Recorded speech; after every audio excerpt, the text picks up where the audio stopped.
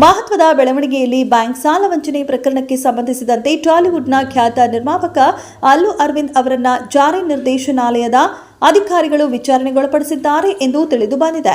Ramakrishna electronics ಬ್ಯಾಂಕ್ನಿಂದ 101.4 ಕೋಟಿ ರೂಪಾಯಿ ಸಾಲ ಪಡೆದು ವಂಚನೆ ಮಾಡಿದ ಪ್ರಕರಣದಲ್ಲಿ ಪ್ರಮುಖ ಟಾಲಿವುಡ್ ಚಲನಚಿತ್ರ ನಿರ್ಮಾಪಕ ಅಲ್ಲು ಅರವಿಂದ್ ಅವರನ್ನ ಜಾರಿ ನಿರ್ದೇಶನಾಲಯದ ಅಧಿಕಾರಿಗಳು ವಿಚಾರಣೆಗೊಳಪಡಿಸಿದ್ದಾರೆ. ಜುಲೈ 14ರಂದು ದೇಶದ ಎರಡನೇ ಅತಿ ಉದ್ದದ ಸಿಗಂದೂರು ಕೇಬಲ್ ಸೇತುವೆ ಲೋಕಾರ್ಪಣೆಗೊಳ್ಳಲಿದೆ ಎಂದು ಸಂಸದ ಬಿವೈ ರಾಘವೇಂದ್ರ ಮಾಹಿತಿ ನೀಡಿದ್ದಾರೆ. ಶಿವಮೊಗ್ಗ ಜಿಲ್ಲೆಯ ಸಾಗರ ತಾಲೂಕಿನಲ್ಲಿ ಇರುವ ಪ್ರಸಿದ್ಧ ಯಾತ್ರಾ ಸ್ಥಳ ಸಿಗಂದೂರು ಸೇತುವೆಗೆ ಜುಲೈ 14ರಂದು ಚಾಲನೆ ಸಿಗಲಿದ್ದು, ಕೇಂದ್ರ ಸಚಿವ ನಿತಿನ್ ಗಡ್ಕರಿ, ಪ್ರಹ್ಲಾದ್ ಜೋಶಿ ಭಾಗಿಯಾಗಲಿದ್ದಾರೆ.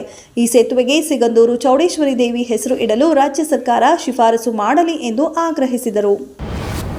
ಕಲಬುರಗಿ ಜಿಲ್ಲೆಯಲ್ಲಿ ಕಾನೂನು ಸುವ್ಯವಸ್ಥೆ ಸಂಪೂರ್ಣ ಹದಗೆಟ್ಟಿದ್ದು, ದೂರಾಡಳಿತದ ಕೈಗನ್ನಡಿಯಾಗಿದೆ ಎಂದರು. ಎಸ್ಸಿಪಿ, ಎಸ್ಟಿಪಿ ಹಣ ಹಾಗೂ ಮಹರ್ಷಿ ವಾಲ್ಮೀಕಿ ನಿಗಮದ ಹಣ ದುರುಪಯೋಗ ಮಾಡಿಕೊಳ್ಳುವವರ ಜೊತೆಗೆ ನಮ್ಮ ರಾಜ್ಯದ ತೆರಿಗೆ ಹಣವನ್ನು ಕೊಳ್ಳೆ ಹೊಡೆದು ಕಾಂಗ್ರೆಸ್ ಸರ್ಕಾರ ನೆರೆಯ ರಾಜ್ಯಗಳ ಚುನಾವಣೆ ನಡೆಸಿದೆ.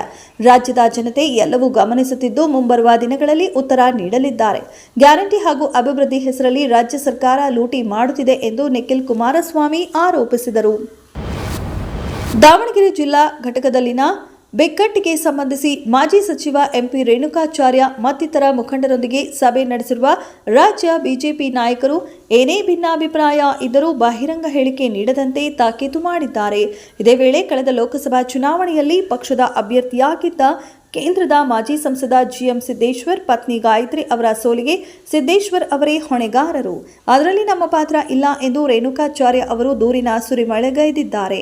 ಜೊತೆಗೆ ಲಿಖಿತ ದಾಖಲೆಗಳನ್ನು ಸಹ ನೀಡಿದ್ದಾರೆ ಎಂದು ಮೂಲಗಳು ತಿಳಿಸಿವೆ.